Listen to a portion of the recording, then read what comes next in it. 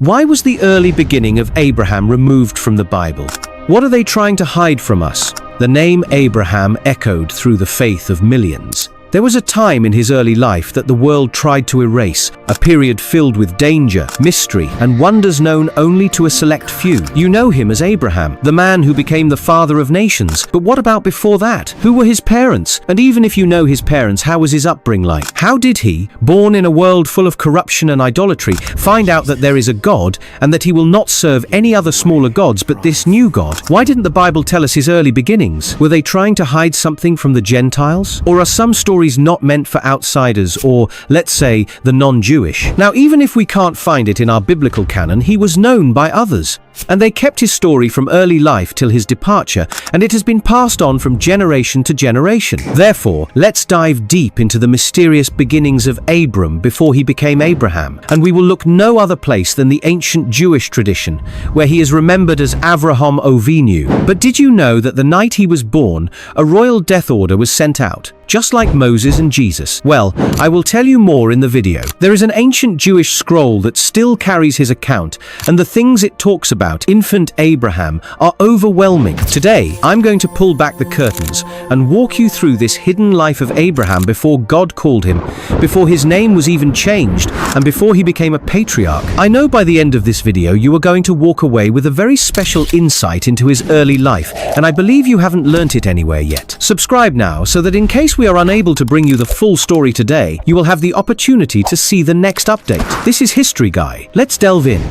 Very little is revealed in the Chumash, the printed edition of the Torah, which includes the first 5 books of Moses, along with rabbinic commentary about Abraham's early life.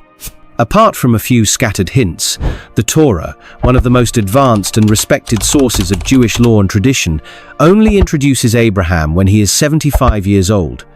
A major event like Abraham's defiance of Nimrod, the king and leader of all idol worshippers of his day, which resulted in Abraham being thrown into a burning furnace, is only hinted at. The same is true in our canonical Bible. The full story of these early events in Abraham's life was preserved orally passed down until the sages of the Talmud finally recorded them in various Midrashim.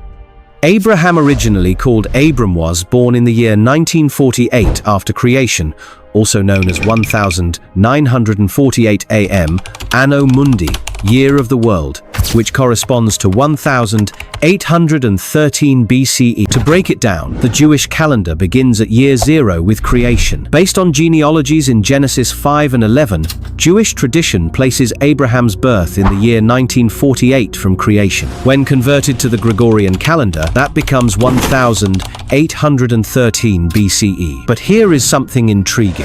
Abraham was born in 1948 AM, and the modern state of Israel was re-established in 1948 CE. Coincidence or prophecy echoing through time? Let me know in the comments. According to one tradition, Abraham was born in the month of Nisan, according to another, in Tishrei. His father's name, as you may know, was Terah, who was 70 years old when Abraham was born. His mother's name was Amithlah. He was born in the city of Kutha, in Mesopotamia, which is modern-day Iraq. The Torah refers to this region as Ever Hanahar, meaning beyond the river. Abraham was the 10th generation from Noah, a direct descendant of Shem, Noah's son, the father of all the Semitic peoples. When Abraham was born, Shem was 390 years old, and Noah was 892.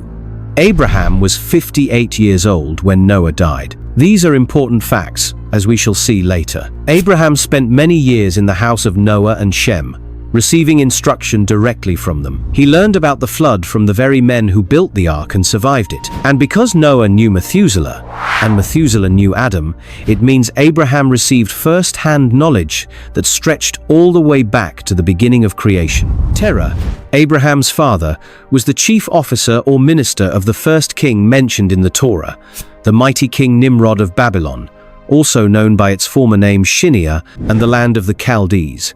Terah was an idol worshipper, like his king, and their chief god was the sun. We have already told you what a close brush with death Abraham had on the very night of his birth.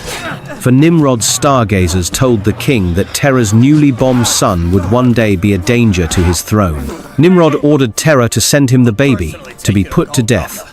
Terah, however, outwitted the king. Terah gave a servant's child to Nimrod's soldiers, who was killed in Abraham's place. The baby Abraham, with his mother and nurse, were hidden in a cave for 10 years.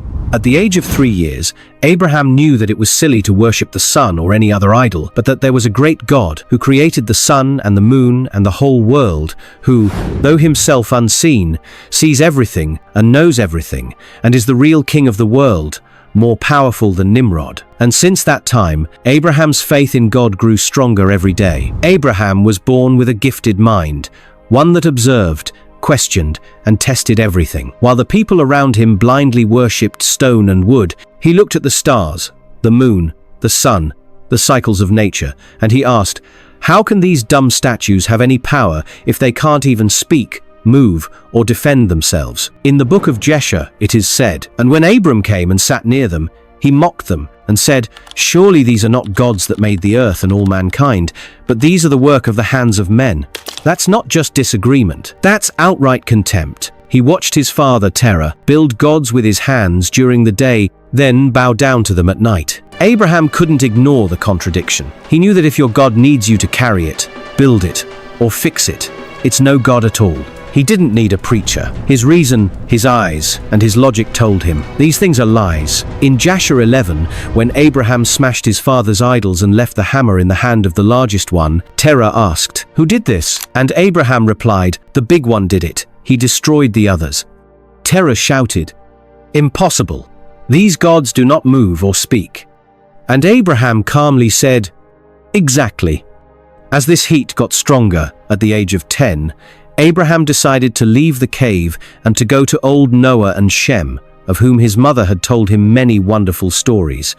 Unknown to anybody, Abraham made his way from the low country to the mountainous region of Ararat, where Noah and his family lived. He was made welcome by old Noah and Shem, who taught him all they knew about God and the ways of God. Abraham stayed there for nearly 39 years, until the year 199 7 AM. It was at the end of this period, when he was 48 years old, while still at Noah's house, that Abraham heard about the world-shattering event of the Tower of Babel, which took place in the land of Shinar, where Nimrod reigned supreme. Nimrod and his people wanted to build a tower that would reach up to heaven, so that they might establish their reign upon the heaven as well as on the earth. It was the height of arrogance and defiance of men against God, and it led to confusion and to their dispersal and division into 70 tongues and nations. Abraham decided that it was high time for him to go out and teach them the truth about God and about the falsehood and worthlessness of the idols. He knew that in defying Nimrod, and even his own father,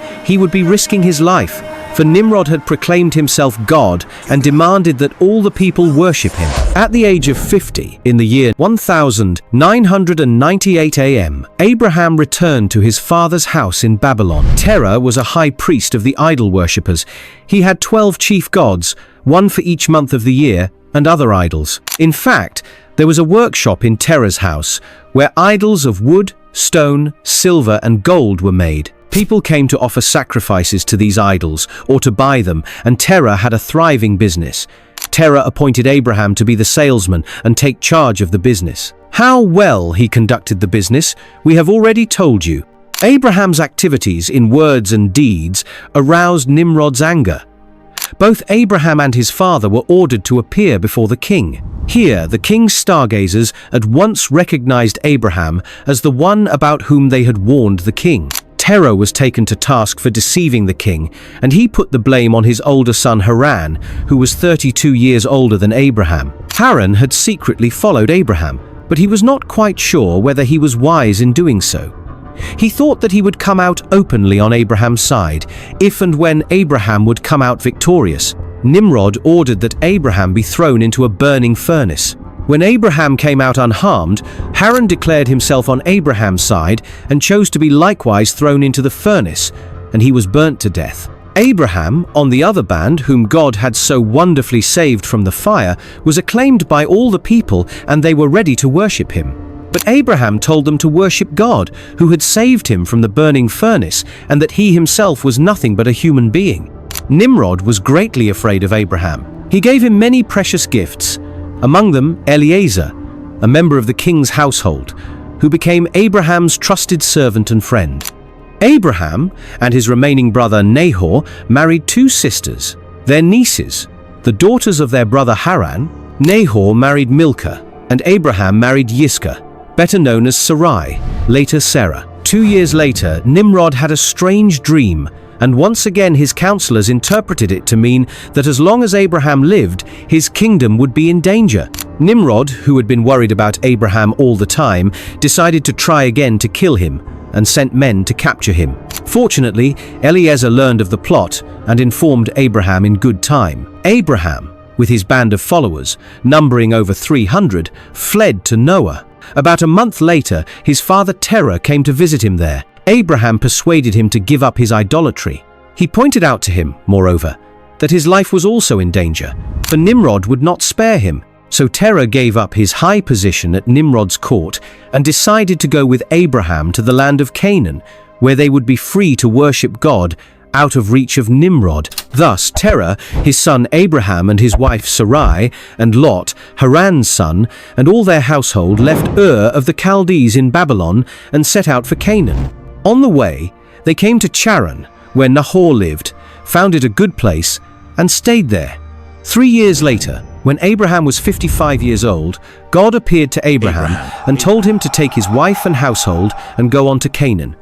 This Abraham did, and we stayed there 15 years. At this time, when Abraham was 70 years old, God made a covenant with him, and soon afterwards Abraham returned to Charan, where he stayed for 5 years. Then, once again, God appeared to Abraham and told him to leave his father's home and native land for good, and go to the land of Canaan.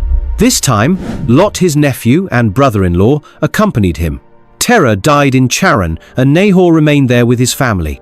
In our next episode, we will tell how Nimrod was tricked by Terah, which led to the escape of Abraham until he came of age. Thanks for watching, and see you in the next one.